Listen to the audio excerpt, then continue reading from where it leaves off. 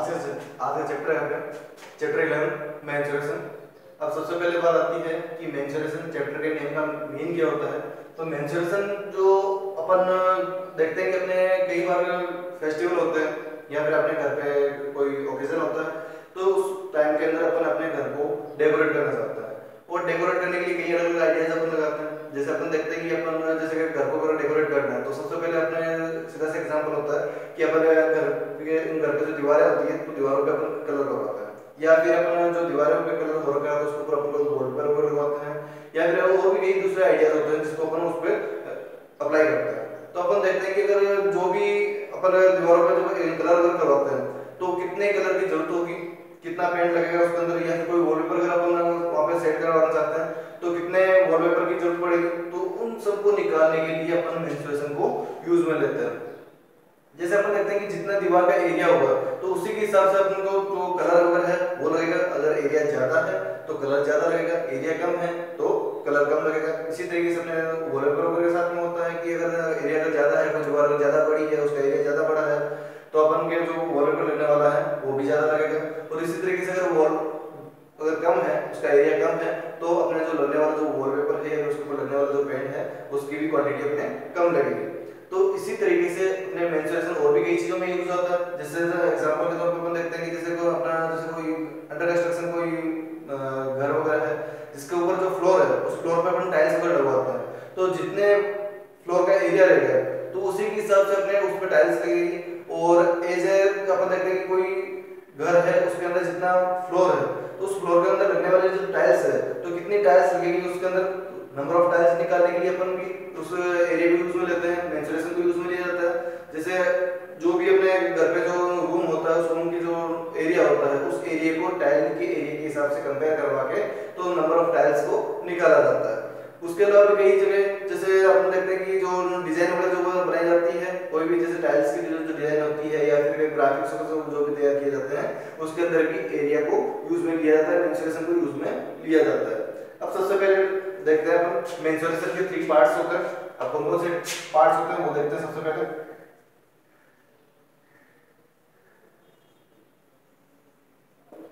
Mensuration, तो mensuration के अपने 3 पार्ट है।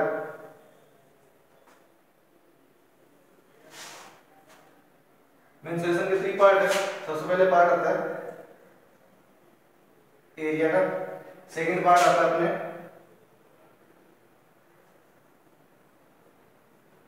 सरफेस एरिया का,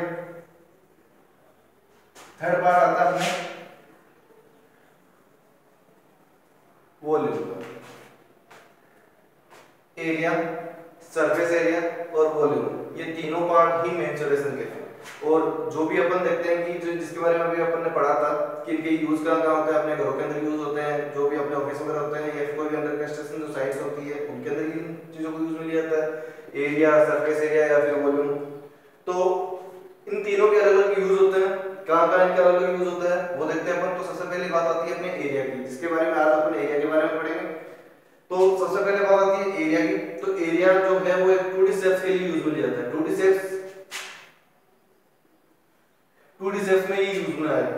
बाकी अपन देखते हैं कि जैसे सरफेस एरिया है वो आएगा आपके 3D शेप्स के अंदर, और जो वॉल्यूम होता है वो भी आपके 3D शेप्स के लिए यूज में आता है। एरिया 2D शेप्स, जैसे एग्जांपल के तौर पे अपन देखते हैं कि जैसे रेक्टेंगल या फिर स्क्वायर हो सकता है, या फिर ट्रेपेजियम हो सकता है, या फिर उसके अलावा आपके रोम्बस हो सकता है, या फिर ज्यादा से ज्यादा आपके ट्रायंगल हो सकता है। ये जो क्वाड्रिलेटरल या फिर जो ट्रायंगल का जो दे रखा है इसके लिए आपको एरिया का यूज किया जाता है। अब इस तरीके से जैसे अपन देखते हैं कि अपना जो रूम होता है उसका जो फ्लोर होता है तो उस फ्लोर के अंदर लगने वाले जो टाइल्स है तो नंबर ऑफ टाइल्स निकालने के लिए अपन को क्या करना पड़ेगा, एरिया निकालना पड़ेगा। और जो रूम का जो फर्श है, जो एरिया है, जो अपने फ्लोर जिसको अपन कहते हैं, तो वो अधिकतर या फिर तो रेक्टेंगल शेप में हो सकता है, या फिर स्क्वायर शेप में हो सकता है, या फिर ट्रापेजियम या फिर रोम्बस शेप में हो सकता है। तो इन्हीं में से शेप होते हैं जो कि 2D शेप्स के अंदर आते हैं। तो इसके हिसाब से अपन को क्या निकालना पड़ता है, उसका एरिया निकालना पड़ता है। जैसे अपना जो रूम होता है अधिकतर अपन देखते हैं कि रेक्टेंगल शेप या स्क्वायर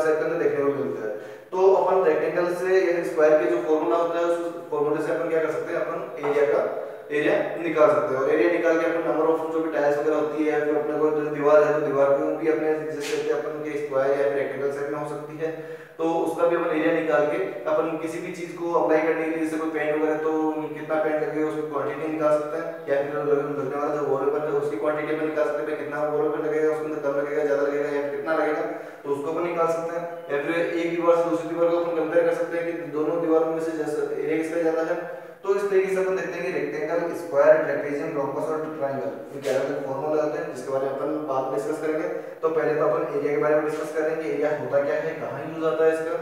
तो अपन ने अभी समझा कि एरिया का जो यूज होता है वो नॉर्मली अपन देखते हैं कि कोई दीवार पे कलर वगैरह अप्लाई करने के लिए, या फिर वॉल पर अप्लाई करने के लिए, या फिर कोई फर्श वगैरह होता है तो उसके अंदर जो टाइल्स वगैरह लगनी है, कितनी टाइल्स लगनी है, नंबर ऑफ टाइल्स, या फिर टाइल्स की क्या साइज हो सकती है, तो उसका जो एरिया निकालने के लिए ही अपन इस एरिया को यूज में लिया जाता है। अब आती है बात सेकंड नंबर, सरफेस एरिया। तो जो सरफेस एरिया होता है वो 3D शेप्स के लिए यूज में लिया जाता है। अब सरफेस एरिया 3D शेप्स के लिए कैसे यूज में आता है वो चीज देखो आप। तो सरफेस एरिया का मीन क्या होता है, तो सबसे पहली बात आती है जैसे अपना कोई रूम होता है, उस रूम के चारों तरफ की जो बाहरी दीवार होती है या फिर इंटरनल जो वॉल्स होती है, उसके ऊपर चारों तरफ अगर लगने वाला जो कलर होता है या फिर चारों तरफ का जो एरिया होता है, जिसके अंदर चारों तरफ का एरिया को साथ में जोड़ा जाता है, फिर साथ में रखा जाता है, तो उसको अपन क्या बोलेंगे, सरफेस एरिया बोलेंगे। जिसके अंदर आगे पीछे की, लेफ्ट राइट की और जो रूफ की जो एरिया होता है उन सभी को ऐड किया जाता है, तो उसको अपन क्या बोलेंगे, सरफेस एरिया। इसी तरीके से अगर कोई बॉक्स होता है तो उसके अंदर टोटल 6 फेसेस होते हैं, तो 6 फेसेस का जो टोटल एरिया होगा तो उसको अपन क्या बोलेंगे, सरफेस एरिया बोलेंगे। एग्जांपल के तौर पर अपन देखते हैं, जैसे इसके अंदर 3D शेप्स के अंदर कौन कौन सा आता है, एक तो आता है क्यूब, सेकंड नंबर आता है क्यूबॉइड, थर्ड नंबर आता है कोन, फोर्थ नंबर आता है आपके सिलेंडर। इसी तरीके से कुछ और भी शेप्स हो सकते हैं। अब और यहाँ पे हो सकता है सिलेंडर। अब देखते हैं अपन क्यूब, क्यूबॉइड, कोन, सिलेंडर, इस तरीके के कई शेप्स हो सकते हैं जिसके अंदर अपन को सरफेस एरिया निकालना होता है। ये 3D शेप्स के अंदर आते हैं। अब आती है बात कि जैसे क्यूब, क्यूबॉइड, इसके अंदर किस तरीके से, तो अपन देखते हैं कि जैसे ये कोई क्यूब है,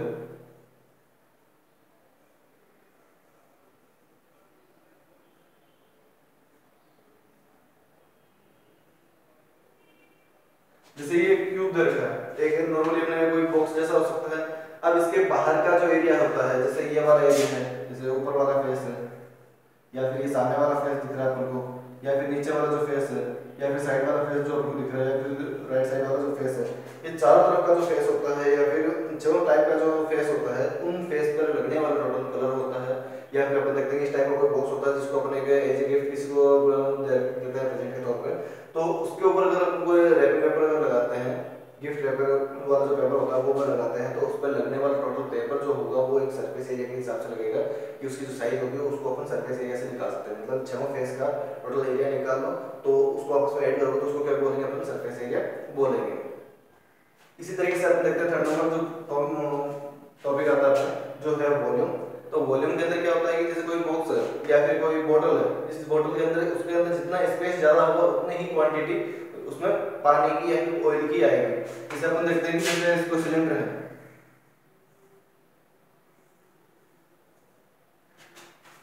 जैसे कोई सिलेंडर है, उस सिलेंडर के अंदर उसकी जितना एरिया ज्यादा होगा या फिर उसकी जितनी हाइट ज्यादा होगी उतना ही उसके अंदर ऑयल या फिर जो भी वाटर वगैरह जो अपन डालेंगे वो ज्यादा आएगा। अगर इसकी साइज अगर छोटी होगी तो क्वांटिटी उसमें कम आएगी। इसी तरीके से एग्जांपल के तौर पर हम ये भी देख सकते हैं, जैसे अपने घर के अंदर जैसे पानी का टैंक होता है, तो पानी के टैंक की अगर जैसे लेंथ ब्रेथ अगर ज्यादा होती है तो पानी ज्यादा आता है, और लेफ्ट राइट अगर जैसे अपने लेंथ ब्रेथ अगर अपने ज्यादा नहीं होती है तो अपन उसकी अगर हाइट बढ़ा देते हैं या फिर उसकी गहराई अगर बढ़ा देते हैं तो भी अपने उसके अंदर पानी की क्वांटिटी को अपन ज्यादा बढ़ा सकते हैं। तो कुल मिला के वॉल्यूम का मीन्स क्या हो गया, उसके अंदर की हवा। जैसे अपन देख सकते हैं अपना जो रूम होता है उस रूम के अंदर एरिया किसको बोलते हैं, जो फर्श वाला जो एरिया होता है जिसके ऊपर अपन कोई भी इंसान अगर खड़ा होता है तो उसको अपन क्या बोलते हैं, एरिया बोलते हैं। सरफेस एरिया किसको बोल सकते हैं, दीवारों के ऊपर जो का भी जो टोटल एरिया होता है तो उसको अपन क्या बोलेंगे, सरफेस एरिया। और वॉल्यूम का मीन्स क्या होता है कि कोई भी रूम होता है उस रूम के अंदर की टोटल की जो हवा होती है या टोटल जो स्पेस होता है, मतलब हवा का जो स्पेस होता है उसको भी अपन क्या बोलेंगे, उसके अंदर वॉल्यूम बोलेंगे। तीनों के अलग अलग फॉर्मूले हैं, किस तरीके से इसके अंदर यूज में लिया जाता है। सबसे पहली बात, इस अगर एरिया निकालते हैं तो उसके अंदर एरिया के अंदर जो भी उसका आंसर आता है तो उसके अंदर जैसे सेंटीमीटर में है या फिर मीटर में है या फिर जो भी है, जैसे अगर किलोमीटर में भी अगर है तो उसके ऊपर आपको क्या लगाना पड़ेगा, स्क्वायर लगाना होता है। क्या लगाना पड़ेगा, आपको स्क्वायर लगाना पड़ेगा। इसी तरीके से अगर आप देखते हैं सरफेस एरिया अगर होता है तो सरफेस एरिया के अंदर क्या होता है कि जो भी अगर अपने आंसर आता है वो अगर आपके सेंटीमीटर, मीटर या फिर किलोमीटर आता है तो इसके अंदर भी आपको क्या लगाना पड़ेगा, उसके ऊपर स्क्वायर लगाना पड़ेगा, क्योंकि ये भी एक क्या है, एरिया है, ये भी क्या था, एरिया है। लेकिन ये एरिया है, ये सरफेस एरिया है, उसमें कोई फर्क नहीं पड़ता। लेकिन आंसर के अंदर आपको जो लास्ट में जाके आपको दोनों के अंदर स्क्वायर ही लगाना है। लेकिन आती है थर्ड नंबर बात, वॉल्यूम। तो वॉल्यूम के अंदर क्या होता है, जो भी आपको आंसर आता है तो उसके अंदर जो यूनिट होती है, जो सेंटीमीटर, मीटर या फिर किलोमीटर, उसके ऊपर आपको क्यूब लगाना पड़ेगा, सेंटीमीटर, मीटर और किलोमीटर। तो इसका जो आंसर आएगा, इसमें आंसर के ऊपर आपको क्या लगाना पड़ेगा, इसका क्यूब लगाना पड़ेगा। तो ये टॉपिक था अपने एरिया, सरफेस एरिया और वॉल्यूम और कंपाउंड में बोलो जिसको मेंसुरेशन अपन बोल सकते हैं। मेंसुरेशन के नॉर्मली 3 पार्ट होते हैं, एरिया, सरफेस एरिया और वॉल्यूम। अब आज अपन पढ़ेंगे एरिया के बारे में कि एरिया होता क्या है, जो आपको बता दिया। अब एरिया के कौन कौन से पार्ट होते हैं, किस तरीके से उसके ऊपर एरिया के जो भी क्वेश्चन वगैरह होते हैं वो अप्लाई होते हैं, किस तरीके से उनका सॉल्यूशन निकाला जाता है, कौन कौन से फॉर्मूला होते हैं, जिसके बारे में अपन अभी पढ़ेंगे।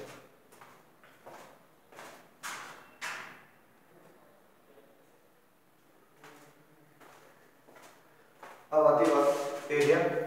The area can be defined as the space occupied by a flat shape और the surface of an object. अगर अपन देखते हैं कि एरिया होता क्या है, तो अपन देखते हैं कि कोई भी चीज या कोई थिंग होती है जिसको अपन अगर फर्श पर रखता है तो वो जितना एरिया को कवर करता है तो उसी को अपन क्या बोलेंगे, एरिया बोलेंगे। जैसे अपन देखते हैं कोई टेबल होती है, उस टेबल को अगर अपन फर्श पर रखते हैं तो वो जितनी जगह को कवर करती है उसको अपन क्या बोलेंगे, एरिया बोलेंगे।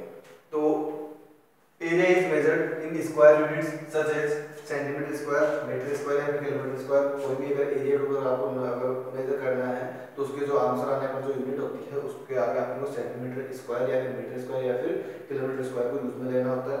और दूसरी बात, अगर किसी भी स्पेस का अगर अपन को एरिया में अगर निकालना होता है तो उसके लिए अपन को उसके लेंथ और ब्रेथ से कंपेयर करवाना पड़ता है। तो लेंथ और ब्रेथ को उसको यूज में लेके उसके हिसाब से अपन को उसका एरिया निकालना होता है। तो फर्स्ट नंबर अपने आता है इसके अंदर एरिया ऑफ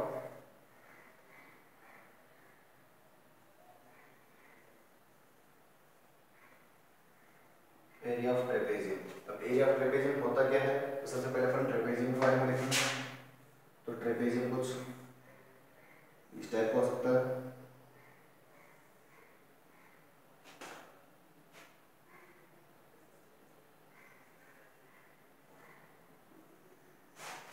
ट्रेपेजियम एक क्वाड्रिलेटरल होता है जिसके अंदर 4 साइड्स होती हैं और उसके अलावा उसके अंदर 2 साइड्स ऐसी रहेगी जो पैरेलल रहेगी और 2 साइड ऐसी रहेगी जो पैरेलल नहीं होती है। तो जैसे देखते हैं कि अपन AB और जो CD है वो दोनों पैरेलल है, क्योंकि इनके जो बीच की जो डिस्टेंस है वो सेम दे रखी है, मतलब यहाँ पे जो डिस्टेंस रखी है वो डिस्टेंस आपको यहाँ मिलेगी। तो इस वजह से AB और जो CD है वो दोनों क्या हो गई, पैरेलल हो गई। लेकिन अपन देखते हैं कि जैसे AD और BC के अंदर जो स्पेस है, मतलब यहाँ इस साइड के अंदर देखते हैं स्पेस ज्यादा है, लेकिन इसके अंदर आगे जाते हैं स्पेस क्या होता है, कम हो जाता है। तो इस वजह से केवल 2 ही साइड जो होती है इसके अंदर पैरेलल होती है, जिसके अंदर जैसे देखते हैं AB और जो CD है ये दोनों पैरेलल है। तो ऐसे सेट को अपन क्या बोलेंगे, ट्रेपेजियम बोलेंगे। तो अपन देखते हैं कि the area of trapezium depends on it's parallel sides and distance between the parallel side. मतलब कि जो ट्रेपेजियम का जो एरिया है वो 2 चीजों पे डिपेंड करता है। एक तो डिपेंड करेगा इनकी दोनों पैरेलल साइड्स के ऊपर और एक डिपेंड करेगा इनके बीच की हाइट के ऊपर। जो बीच की हाइट है उसके ऊपर इस पे डिपेंड करेगा जो इसका एरिया होगा। तो अपन देखते हैं a trapezium is a quadrilateral which is defined as a shape with 4 sides and one set of parallel sides। अब आती है बात इसके ट्रेपेजियम के एरिया की। तो एरिया ऑफ ट्रेपेजियम फॉर्मूला अपन ने लिखा था, तो 1/2 ब्रैकेट सम ऑफ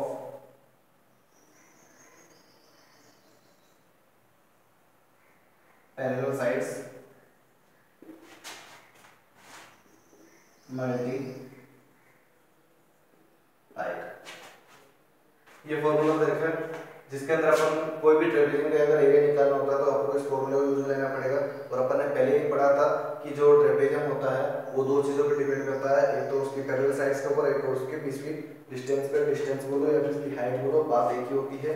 तो अपन जो ट्रेपेजियम निकालना होता है उसके लिए अपन को पैरेलल साइड्स और हाइट का पता करना होता है।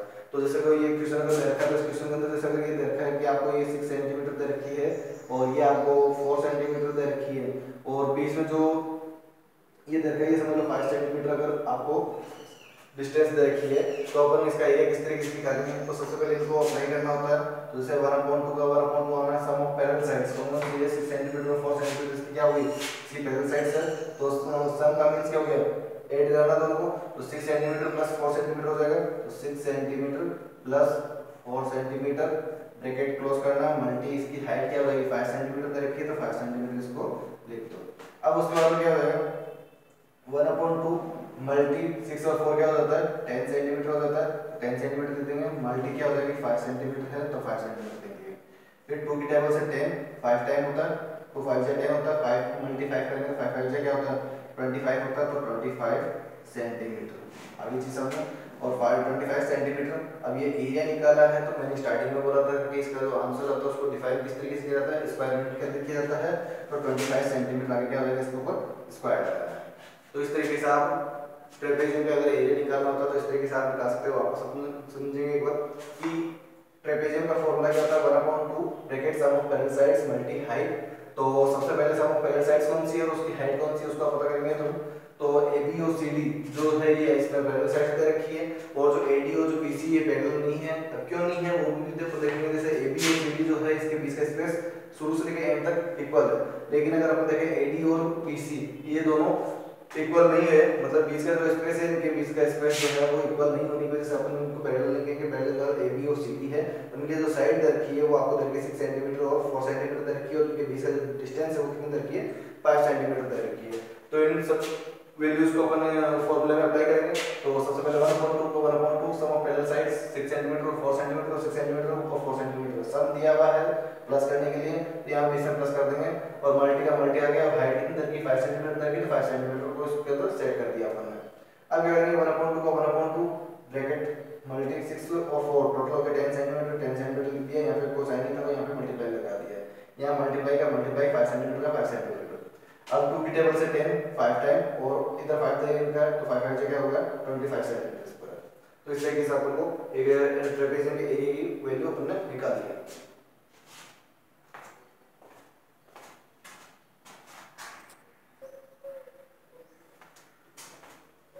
अगला है area of rhombus. A rhombus is a type of quadratic projected on a two dimensional plane. मतलब कि एक रोम्बस जो होता है वो अपने क्वाड्रेटल होता है, 4 साइड से बना होता है और उसके अलावा ये 2 डायमेंशनल के अंदर आता है, मतलब 2D शेप से है। उसके अलावा हैविंग 4 साइड्स जिसके अंदर 4 साइड्स होती है which are equal in length और जिनकी जो लेंथ होती है जो इनकी जो साइज होती है वो इक्वल होती है। इसी वजह से अपन इसको क्या बोलते हैं रोम्बस बोलते हैं। अब आती है बात इसका एरिया निकालेंगे। तो सबसे पहले सेट के साथ रूल देखो।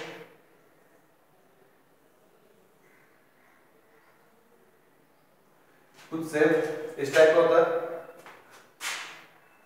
A B C और D चारों साइड इक्वल होती है, चारों साइड इक्वल होती है इसके अंदर और इसके अंदर 2 डायगोनल होती है।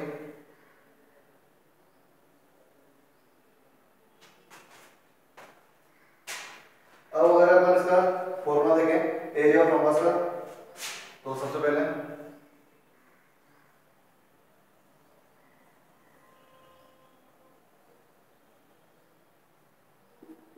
एरिया ऑफ रोम्बस, तो फॉर्मूला क्या होगा इसके लिए अपने कि एरिया ऑफ रोम्बस फॉर्मूला है अपने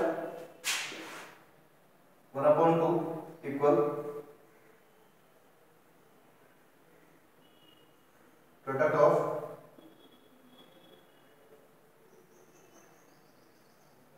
diagonals. Product of diagonal, product का मींस होता है कि जो भी वैल्यूज जो दे रखी है उनको आपस में क्या करना है मल्टीप्लाई करना है। तो यहाँ पे कहते हैं प्रोडक्ट ऑफ डायगोनल्स, मतलब जो भी डायगोनल्स की जो वैल्यू है उन दोनों को आपस में क्या करना है। Area of rhombus 1/2 multi product of diagonal product of diagonal, product का मींस क्या होता है, मल्टीप्लाई करना, मतलब जो भी डायगोनल दे रखी है उन दोनों बातों को क्या करना है, मल्टीप्लाई करना है। 2 सेंटीमीटर और 3 सेंटीमीटर जो डायगोनल दे रखी है इसके अंदर, तो सबसे पहले 1/2 multi product of diagonal 2 centimetre और 3 सेंटीमीटर, तो 2 सेंटीमीटर मल्टी 3 सेंटीमीटर, क्या करना है, उन दोनों को मल्टीप्लाई करना है। तो 1/2 मल्टी 2 मल्टी 3 6 सेंटीमीटर, 2 से 6 3 टाइम, तो आंसर आ गया आपके पास में 3 सेंटीमीटर स्क्वायर। इसी तरीके से अगर देखते हैं कि अपन को जैसे डायगोनल नहीं देखे, अगर अपन को उसकी बेस और हाइट दे दी जाती है, तो बेस और हाइट के साथ किस तरीके से अपन को उसका एरिया निकालना है, तो सीधी सी बात है। तो सबसे पहले उसका फॉर्मूला क्या होता है वो देखें, तो area of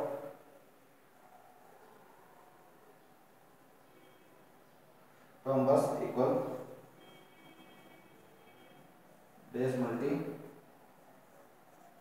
height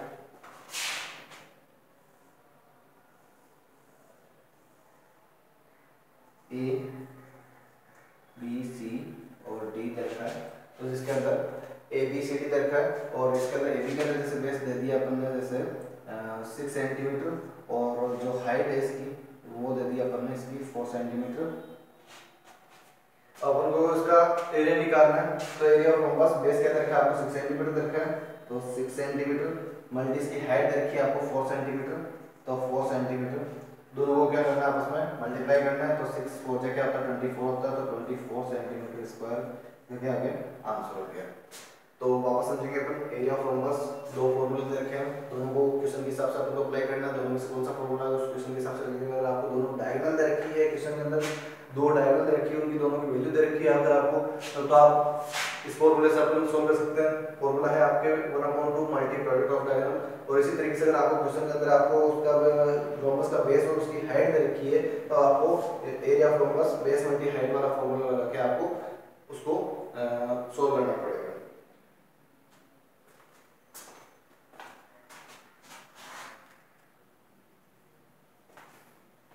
area of quadrilateral, third point दे रखा है इसका।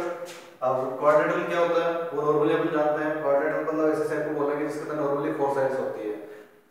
तो जैसे अगर अपन शेप देखते हैं तो कुछ शेप इस टाइप का हो सकता है,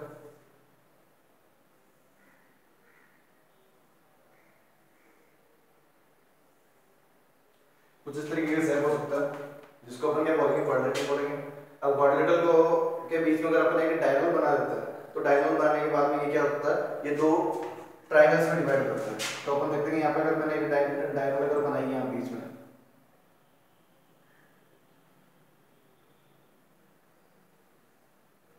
अगर एक डायगोनल बनाई, तो डायगोनल बनाने के बाद में क्या हो गया, एक ट्रायंगल ये और एक ट्रायंगल ये, दो ट्रायंगल में डिवाइड हो गया।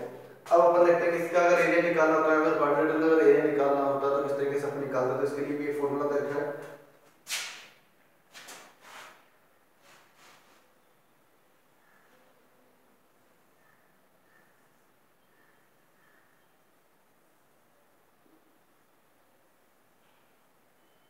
Area of quadrature equal 1/2 multi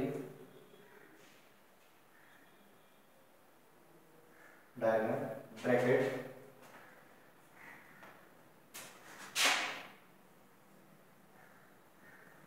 some of length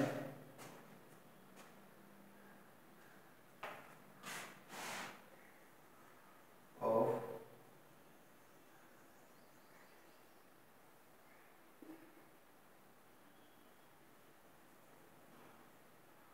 perpendicular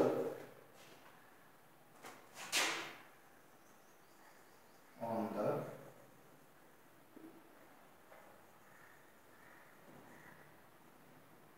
diagonal।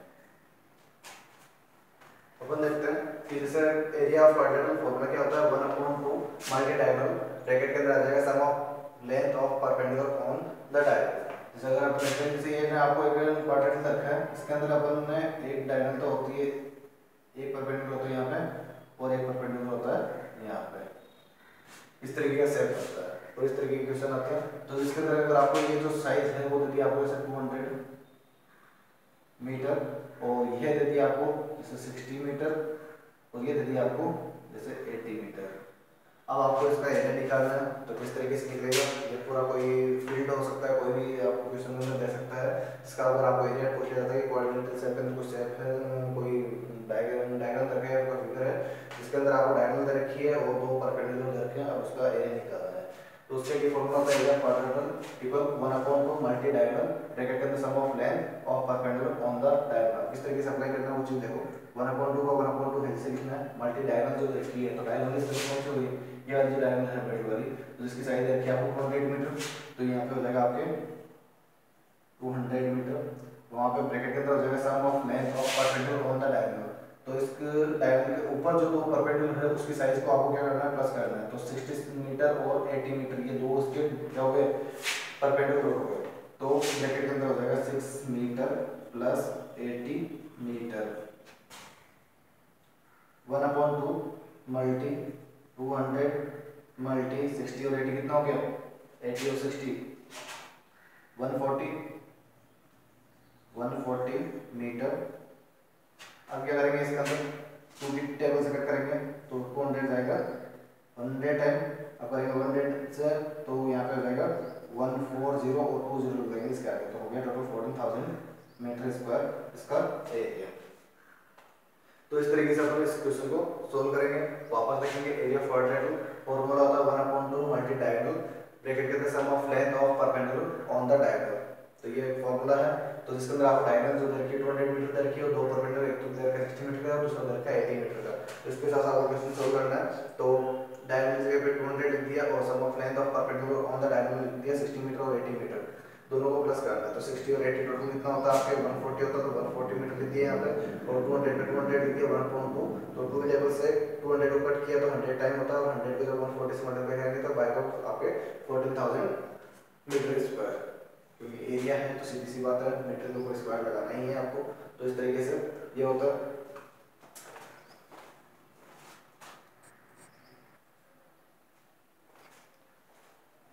अगला पॉइंट है एरिया ऑफ ट्रायंगल। अब एरिया ऑफ ट्रायंगल सबसे पहले बात आती है ट्रायंगल। ट्रायंगल होता क्या है, ट्रायंगल एक 3 साइड्स का शेप होता है, एक क्लोज फिगर होता है जो कि 3 साइड से बना होता है। जैसे एग्जांपल के तौर पर देख सकता है, जैसे कुछ इस टाइप का डायग्राम होता है उसके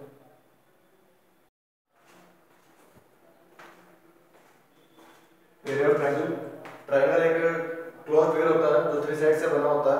अब इसके अंदर अलग-अलग साइड्स हो सकती हैं, जैसे ये अपन ने दे दिया जैसे 4 सेंटीमीटर, ये हो सकती है 3 सेंटीमीटर और ये हो सकती है 6 सेंटीमीटर। इस तरीके से आपको एक ट्रायंगल मिलता है जिसके अंदर आपको इसके अंदर 3 एंगल्स होते हैं, 3 साइड्स होती है जो कि अलग-अलग साइज की हो सकती है या फिर इक्वल साइज में भी हो सकती है, और 3 एंगल होते हैं, 3 साइड्स होती है इसके अंदर। अब इसके अंदर अगर आपको ट्रायंगल का एरिया निकालने के लिए अगर फॉर्मूला अगर दिए होता है तो किस तरीके से निकाला जाएगा वो चीज देखो। अगर जैसे एक ट्रायंगल है,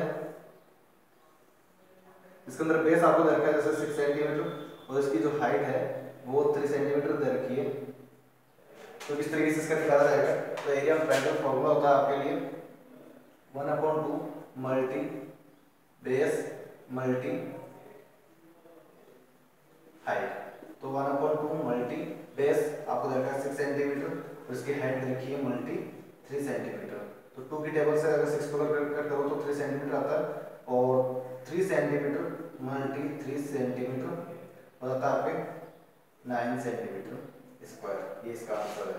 अगर कोई भी ट्रायंगल का एरिया पूछता है तो नॉर्मली फॉर्मूला था 1/2 मल्टी बेस मल्टी हाइट। तो इसका बेस अगर आपको 6 सेंटीमीटर दे रखा है और उसकी हाइट अगर 3 सेंटीमीटर दे रखी है तो 1/2 मल्टी 6 मल्टी 3 सेंटीमीटर हो जाएगा। 2 से 6 सेंटीमीटर को 3 टाइम कट करना है और आगे 3 सेंटीमीटर ऐसे आ जाएगा, तो 3 सेंटीमीटर मल्टी 3 सेंटीमीटर को टोटल 9 सेंटीमीटर स्क्वायर